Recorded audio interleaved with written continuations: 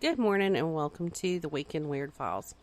Now, today's episode is not like my typical weird one, but it is strange because, the circumstances that we're going to talk about today just don't add up or don't make any sense to me. A woman goes missing while she's on a cross-country trip with her fiancé, and the fiancé comes back home without her, and he won't talk to the police or, anybody about her disappearance, and her family's not, or his family is not cooperating either. Now, before I do get started on today's episode, I want to mention, and I've mentioned it before in the past, but I think it's really important for this episode to mention that most of our episodes are recorded a day or so ahead of time before they're published. So if anything changes after this recording or after this episode, like there's any new developments, anything like that, to come out, I'm going to definitely do an update. So without further ado, let us get this weekend's Weekend Weird File started.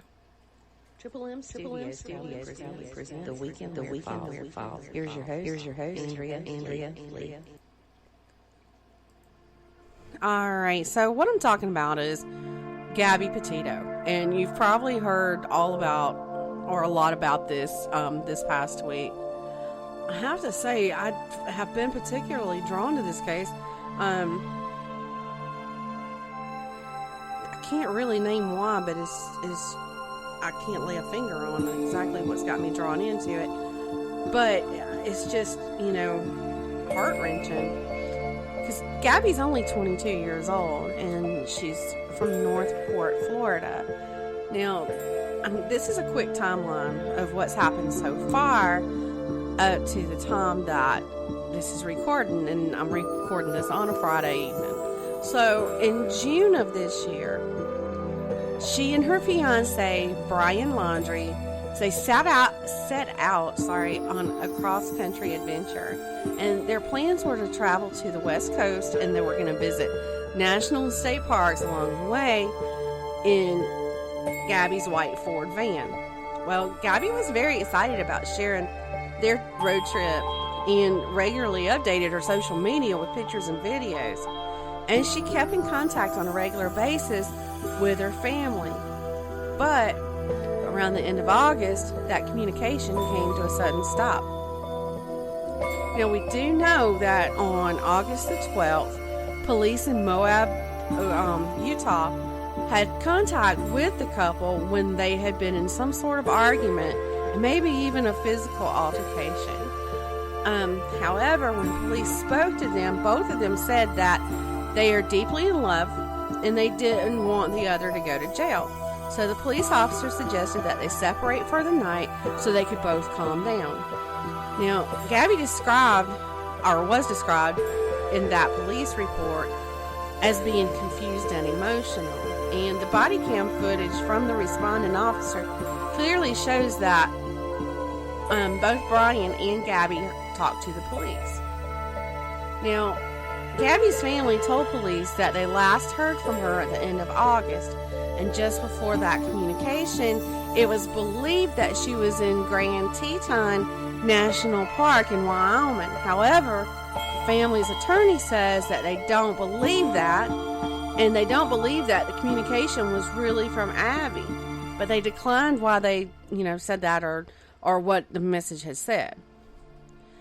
Well, on September the 1st, Brian returns back to the couple's home in Northport, Florida. Now, apparently, the young couple share a home, and Alice is breaking things in the background, but they share a home with Brian's parents. Well, that white van that belonged to Gabby that they had been traveling in was recovered there at the home, and it was processed for evidence in the case. And authorities said, quote, there was some material in there, end quote, but they declined to say what it was. Now, fast forward 10 days, and it's September the 11th, and Gabby's family still hasn't heard from her, so they reported her missing that evening to the police, where they live in Suffolk County, New York. But that same night, the Northport, Florida police, they went to the home of the Laundries, sorry about that, and they asked to speak to him and his family, but all they got was their attorney's information.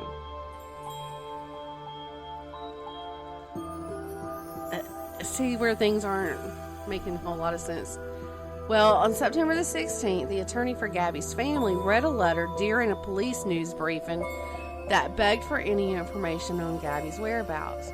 Part of the letter said, quote, "Please, if you or your family have any decency left, please tell us where Gabby is located. Tell us if we are even looking in the right place. All we want is for Gabby to come home. Please help us make that happen," end quote. I mean, it's all just so heart-wrenching.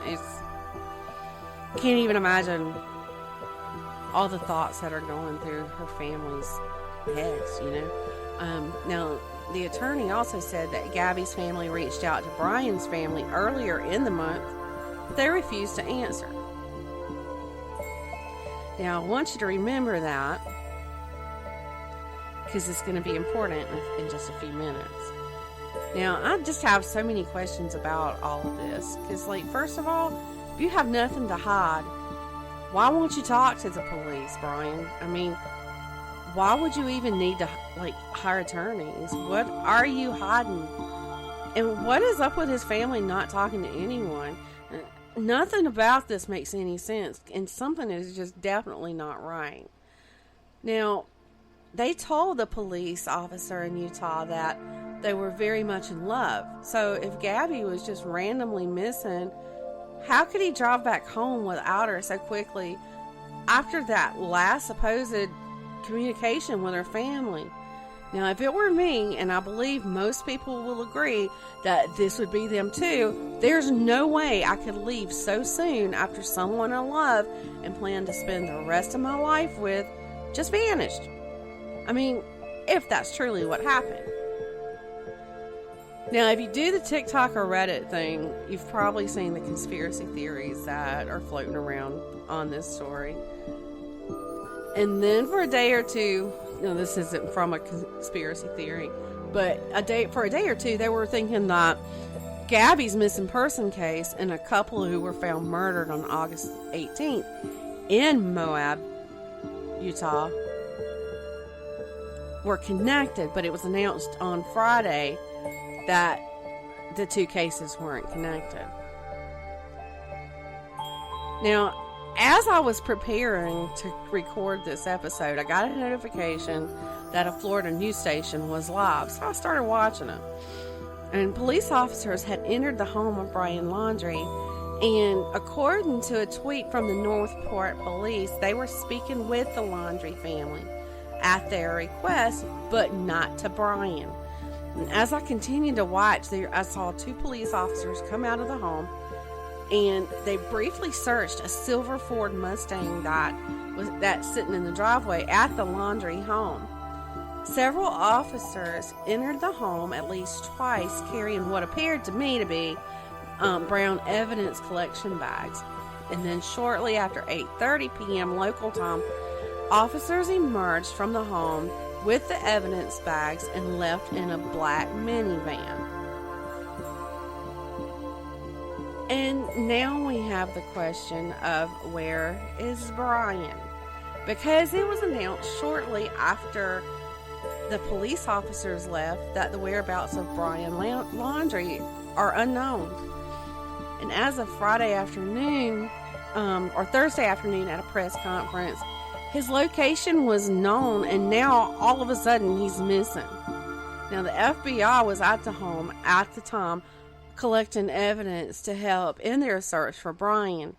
Now, before you jump to these conclusions and say, how could the police let this happen? Let me just say that he hadn't been charged with anything yet.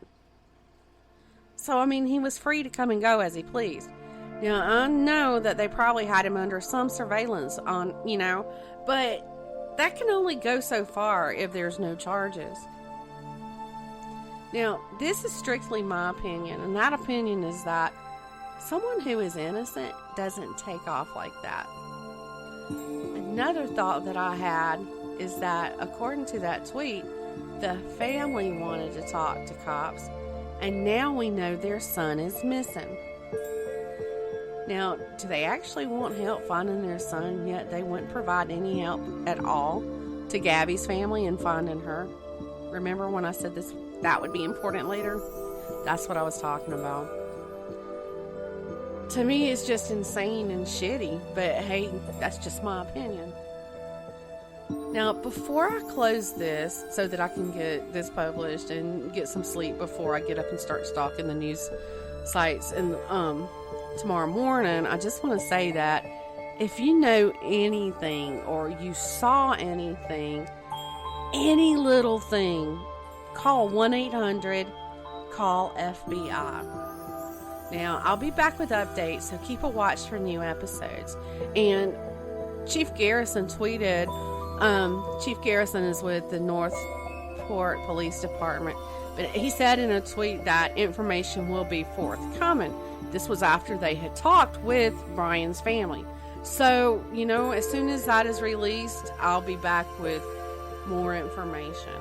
But like I said, if you've out there and you know anything or see Brian or know what happened to Gabby, just give that number a call. Again, it was 1-800-CALL-FBI. And that's all I've got for right now. And like I said, I'll be back soon with updates, because I'm pretty sure there'll be updates soon on this. Have a good weekend.